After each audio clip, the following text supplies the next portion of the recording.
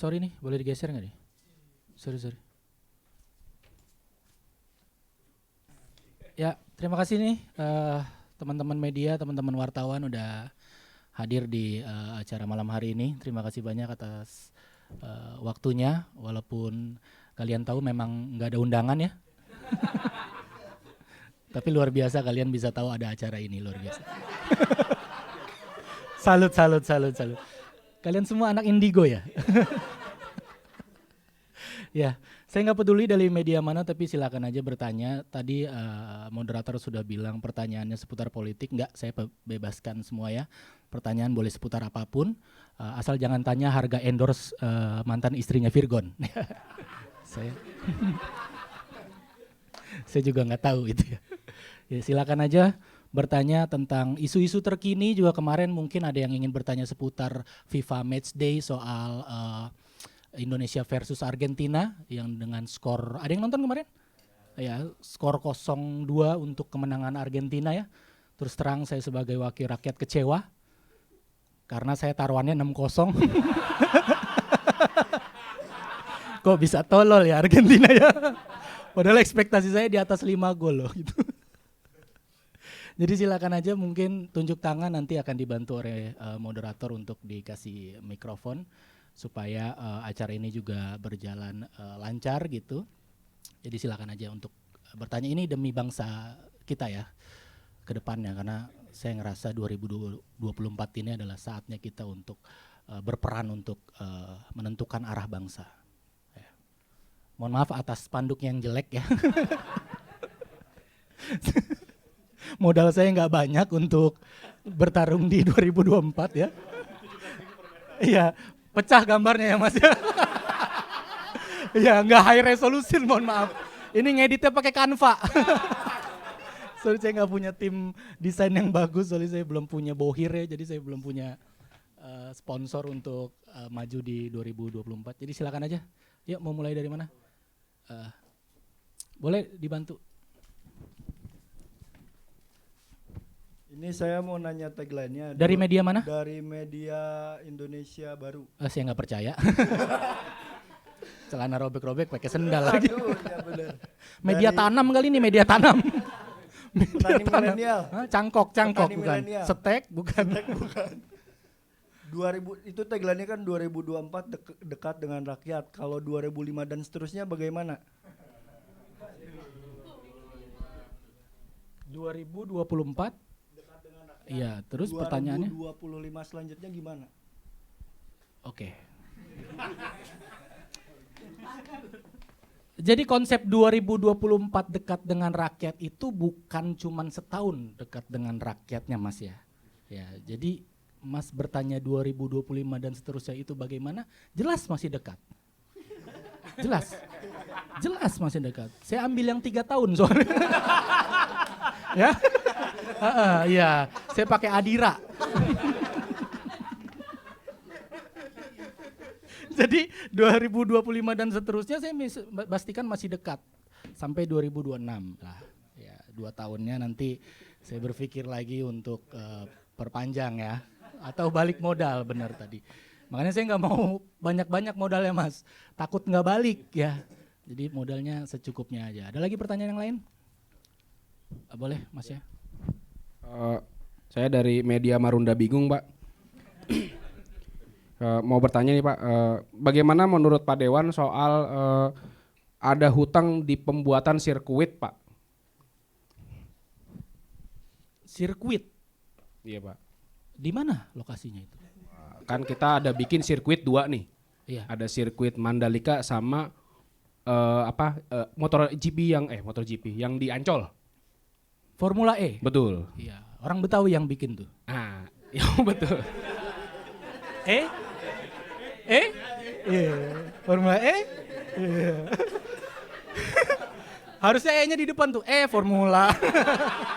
Jadi ya itu ya karena di Jakarta ya orang Betawi. Yang utang yang di mana? Di Mandalika tuh, sirkuit F1 ya. Tolong disorot ya ini. Biar saya nggak kena sendiri. Utang pembuatan sirkuit menurut saya hal yang wajar. Karena sirkuit itu kan rumit ya. Ya, kita tahu berliku-liku, ya kan? Nggak mungkin sirkuit tuh lurus-lurus aja gitu ya, ya kan? Bener gak? Bener kan? Sirkuit itu harus dibuat berliku. Kalau lurus aja, drag race biasanya. Nggak perlu sirkuit, ya. Jadi menurut saya adanya hutang setelah pembuatan itu kan karena event yang dilangsungkan tidak untung, betul tidak? Ya. Jadi menurut saya menjadi suatu kewajaran itu terjadi hutang. Cuman yang jadi masalah nih harus istilahnya dicari tahu. Ini utangnya berupa apa? Semen kah? Pasir? Apa? Budi. Utang budi. Oh, sama kuli itu berarti ya. Utang budi sama kuli. Oke, iya, utangnya harus jelas dulu, utangnya berupa apa. Karena masyarakat juga harus jelas informasinya, beritanya, supaya nanti tatkala mungkin yang bersangkutan tidak sanggup bayar dan dibebankan ke masyarakat, kita jadi tahu mau bantu apa. Ya, yang punya semen bantu semen, yang punya pasir bantu pasir, yang kuli ya bantulah. Bantu ngadukin. Gitu ya, jadi utang tuh dalam sebuah proyek itu suatu kewajaran. Asal dibayar.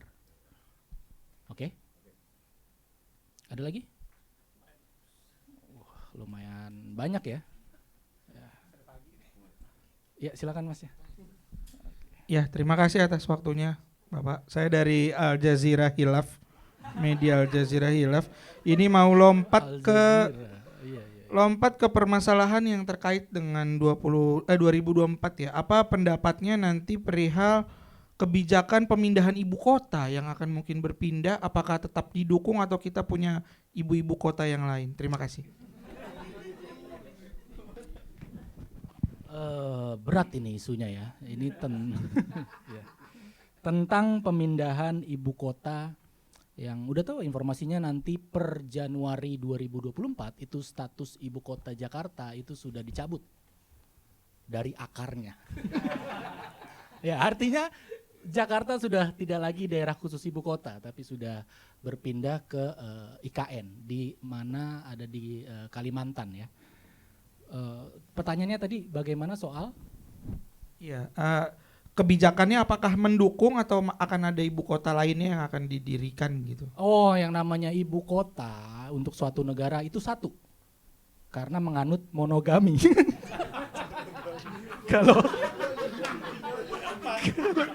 Kalau ibunya dua, berarti kan poligami. Iya kan? Iya kan? Iya, karena pepatah yang masih berlaku tuh banyak anak banyak rezeki, bukan banyak ibu banyak rezeki. Jadi cukup satu saja, yang mana nanti ada di ibu kota Nusantara kita di Kalimantan sana. Kalau menurut saya sih untuk merealisasikan yang namanya desentralisasi. Ada yang tahu desentralisasi apa? Bukan banyak. Bukan. Mohon maaf ya. Jangan tiba-tiba saya nggak nyiapin. Ya, jadi janjian dulu kalau mau gitu ya. Ya boleh, lain waktu boleh kayak gitu. Tapi ngomong dulu sebelumnya. Jadi saya nyiapin D-nya apa. Kalau tiba-tiba gitu kan saya kaget. Ya, maksud saya jangan sampai saya kelihatan tolol ya. Saya nggak mau itu ya. Jadi image saya nih harus tetap kelihatan pinter ya. Jadi tolong panitia ya. Kalau ada yang begini-gini ngomong gitu ya. Kan saya jadi prepare gitu ya. Jangan sampai saya terlihat kaget. Desentralisasi D. Malah panjang hurufnya. Banyak. Loh. Ya, tolong ya kerjasamanya panitia ya. Ada yang begini-gini tolong saya dikasih tahu gitu ya. Desentralisasi tahu? Nggak tahu ya? Ya, googling aja ya. Karena saya juga nggak tahu-tahu amat. Tapi untuk mendukung terciptanya desentralisasi ataupun pemerataan pembangunan yang tidak hanya terpusat di Pulau Jawa, yang di mana Pulau Jawa sih sudah sangat padat, kita sama tahu ya, Pulau Jawa sangat padat, Jakarta sangat padat ya kan. Ada beberapa daerah yang masih banyak kosongnya seperti di Kalimantan, itu patut diapresiasi langkah itu karena supaya terjadi pemerataan pembangunan gitu ya. Jadi yang perlu dicatat adalah mungkin yang perlu dicatat, ibu kota boleh pindah, tapi saya titip Monas jangan ikut dipindahin karena bingung bawanya. Lala Move pasti nolak nih. ya, jadi saya titip boleh pindah tapi Monas tetap di Jakarta ya, jangan dipindahin. Siap, akan diikuti Pak. Siap, oke, itu ya. Ada lagi? Ya silakan Mas ya. Saya dari Mikrofon dulu Mas. Ya. Jangan buru-buru, santai aja, santai. Selamat malam Pak. Malam. Saya dari media Mata Angin. Mata angin. Mata Angin. Ya.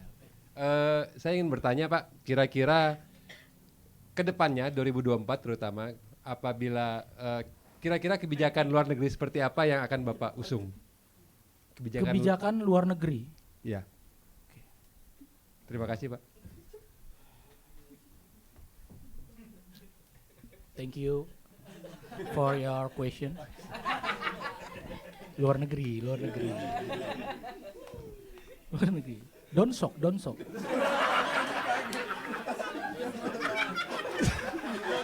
Why? Don't shock, okay? Yeah, right? Don't shock. Jangan kaget. Don't shock. Why? Oke. Kebijakan luar negeri kita yang saya tahu dari zaman Bung Karno itu adalah bebas dan aktif. Betul? Sementara saya lihat kebijakan itu belum perlu untuk diubah. Ya, belum perlu untuk diubah. Jadi memang kebebasan politik luar negeri kita bebas dan aktif itu dalam artian kita selalu membuka peluang untuk berbagai macam negara untuk bekerja sama dengan kita dan aktif menjaga ketertiban dan perdamaian dunia. Jadi itu memang harus terus kita jaga ya ke politik luar negeri kita. Jadi belum ada perubahan. Nggak mau ngerubah bebas banget gitu. Mau berubah gitu. Politik luar negeri kita apa sekarang? Bebas banget gitu. Enggak ya, terlalu kekinian kayaknya kalau kita bilang, "Oh, bebas banget" gitu ya. Tetap bebas dan aktif ya. Ya. Itu. Jadi belum ada perubahan untuk itu. Boleh yang lain? Ya, silakan Masnya. Ya, selamat malam. Terima kasih atas kesempatannya Pak Dewan. Ya, saya juga terima kasih ini. Oh ya, saya penasaran. Saya juga. Nggak cuma Anda. Jangan pikir penasaran itu hanya milik Anda. Saya juga. Gimana nih? Kak, kira-kira Pak, rancangan undang-undang pembuktian harta terbalik bagi para pejabat itu, Kak, itu kira-kira kapan akan disahkan Pak? Soalnya saya agak curiga dengan jam tangan Bapak gitu kan. Pembuktian harta RUU ini. Iya. Mas siapa tadi? Saya Ray Pak. Mas Ray bisa bercanda nggak?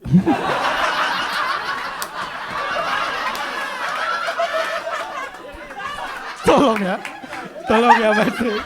Mas Ray ini harus di briefing. Kalau acara ini itu bercanda, tolong jangan merusak marwah acara ini. Jadi jangan lempar pertanyaan yang sekiranya tidak mungkin saya bisa jawab. Oh, yaudah saya ganti Pak, saya ganti Pak. Oke. Saya ganti. RUU pembuktian harta terbalik tadi ya. Iya. Ya, kalau peci kebalik saya masih bisa. Kalau Ya, saya tinggal ganti. dibalik. Saya ganti Pak, saya ganti boleh Pak. Boleh silakan. Ini AC-nya kedinginan bisa dinaikin nggak suhunya Oke, gitu. Boleh. Tadi diturunin. Dinaikin Pak, kalau turunin jadi makin dingin dong. Dinaikin. Iya naikin suhunya kan. Maksudnya? Suhunya dinaikin maksudnya. Suhunya? Iya. Kedinginan atau Kedinginan. Ya diturunin dong. Makin dingin dong Pak.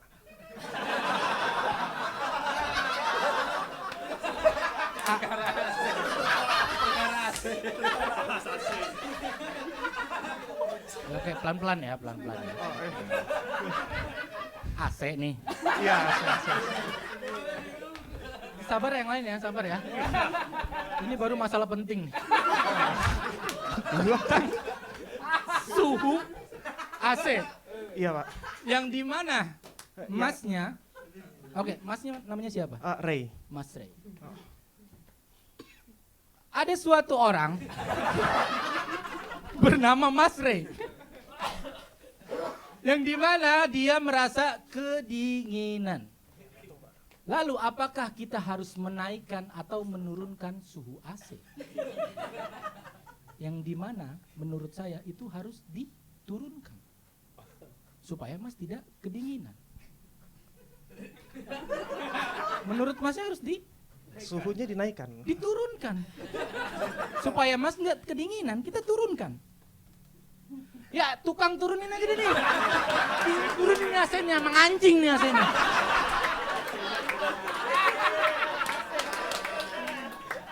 Turunin nih, nggak usah deh pakai AC gini nih. Nggak usah deh nih kita nih menimbulkan keributan begini, apapun yang menimbulkan keributan turunin. Bisa saya begini nih. Ya. Puas Mas? Puas. Sangat puas. Iya. Sangat puas. Puas. Yang lain. Wah lumayan, sudah mulai panas nih lumayan. Silakan Mas ya. Terima kasih Ya, Bapak siap. Dewan atas kesempatannya. Kenalkan saya Akin dari media dia lagi. Pakai Saya- nada lucu tuh, pakai nada coba. Dari media. Saya dari media dia lagi. Ngerti nada enggak? Nada ngerti NADA. MADA. Belajar musik enggak sih? Media dia lagi.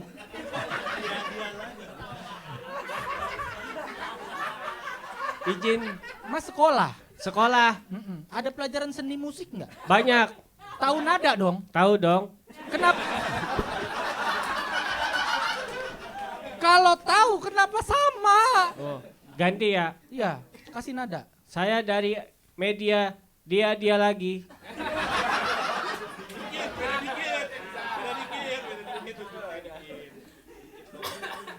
Izin bertanya Pak Dewan. Enggak saya. Enggak saya kasih. Sebelum ada nadanya enggak saya kasih. Belum ada ya. Enak aja ngasih izin. Nada dulu nada. Siap. Kesian nih penonton penasaran nih. Oke.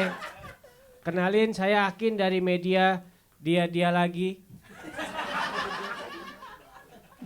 Sudah Pak Dewan. Ya silakan lah.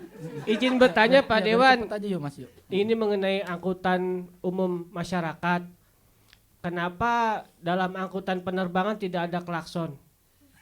Sedangkan pada heli ada klaksonnya. Heli klakson.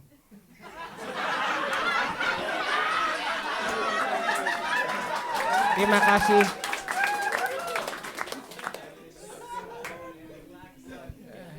Heli klakson maksudnya. Klaksonnya guk gitu ya. Kenapa di dalam angkutan ini berarti ini masalah ketidakadilan. Betul. Betul? Betul. Iya kan? Ini masalah yang Mas pertanyakan adalah masalah ketidakadilan kan? Membahayakan penumpang tidak ada klakson. Betul. Kenapa Pesawat terbang tidak punya klakson. Iya, sebentar saya ngomong. Sebentar. Saya lagi. Ya. Iya, udah nggak tahu nada, nggak tahu sopan santun Anda. Saya belum selesai ngomong udah dipotong. Tolong ya Mas ya. Tolong panitia besok di screening ya yang masuk sini ya. Ini yang begini-begini saya. Ini masalah ketidakadilan berarti kan. Kenapa? Sesama angkutan umum tapi tidak sama perlakuannya. Di mana angkutan umum yang ada di darat dilengkapi klakson, tapi yang di udara tidak dilengkapi klakson. Betul. Kita berbicara soal mekanisme penerbangan ya. Di Indonesia maupun di dunia itu ada yang namanya mekanisme penerbangan. Ya, kalau istilah luar negerinya adalah Board of Director.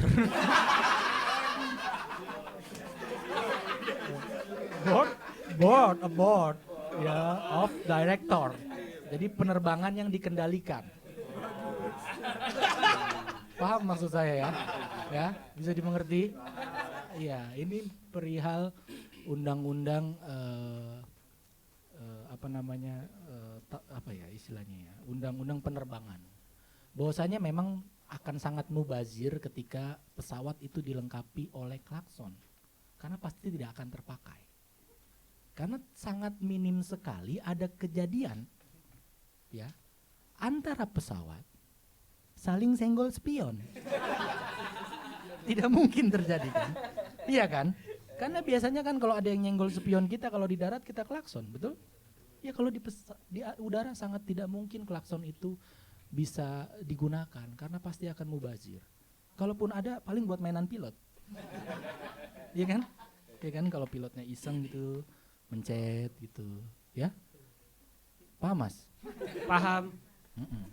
Jadi nggak bisa om toilet om. Iya. Kalau mau nambahin kombut dulu ya Mas. Supaya mungkin saya bisa koreksi gitu ya. Kalau mau niatnya nebelin punchline sih bisa. Saya bisa diajak ngobrol gitu. Oke, ini kita sudahi dulu ya untuk episode pertama ini ya. Nanti mungkin bisa dilanjut ke episode berikutnya. Intinya saya sangat terima kasih, ini banyak wartawan-wartawan yang tolol ya. Di mana lagi saya bisa ketemu orang-orang seperti Anda kalau bukan di sini ya. Terima kasih ya. Kita ketemu di lain kesempatan. Intinya jangan lupa dikutip di media masing-masing. 2024 David Nurbianto, dekat dengan rakyat.